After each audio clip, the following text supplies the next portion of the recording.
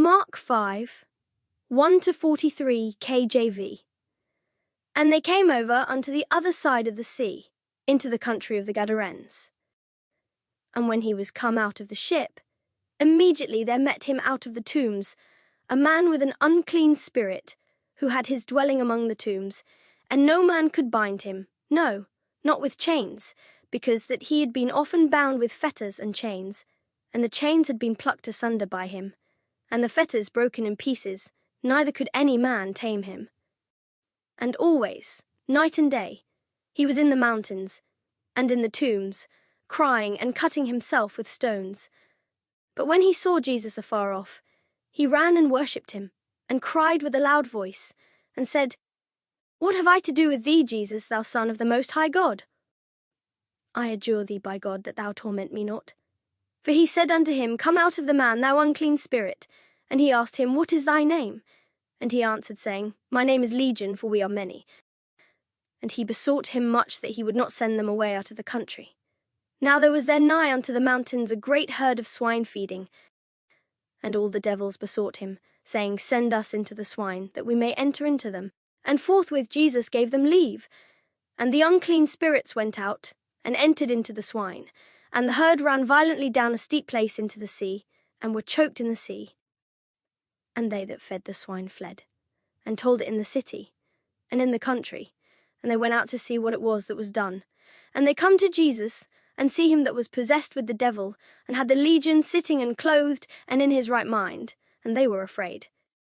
And they that saw it told them how it befell to him that was possessed with the devil, and also concerning the swine. And they began to pray him to depart out of their coasts.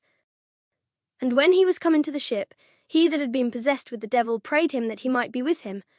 Howbeit Jesus suffered him not, but saith unto him, Go home to thy friends, and tell them how great things the Lord hath done for thee, and hath had compassion on thee. And he departed, and began to publish in Decapolis how great things Jesus had done for him. And all men did marvel.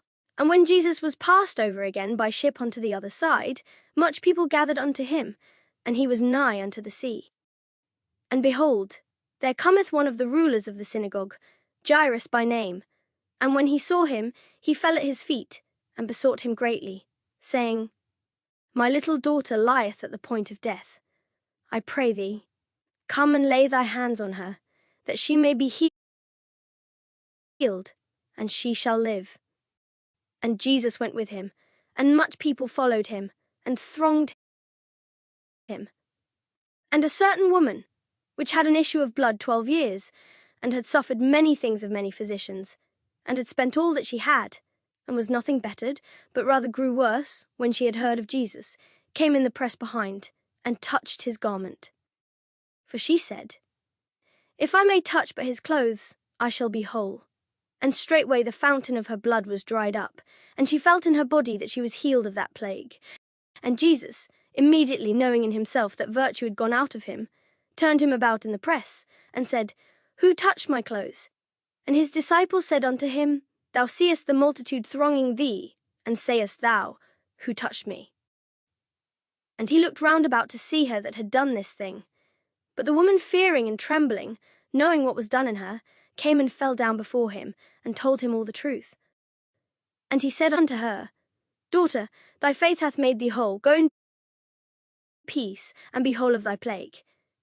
While he yet spake, there came from the ruler of the synagogue's house certain which said, Thy daughter is dead, why troublest thou the master any further? As soon as Jesus heard the word that was spoken, he saith unto the ruler of the synagogue, Be not afraid, only believe.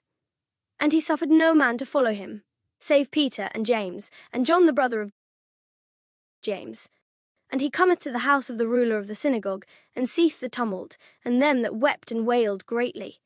And when he was come in, he saith unto them, Why make ye this ado, and weep? The damsel is not dead, but sleepeth. And they laughed him to scorn.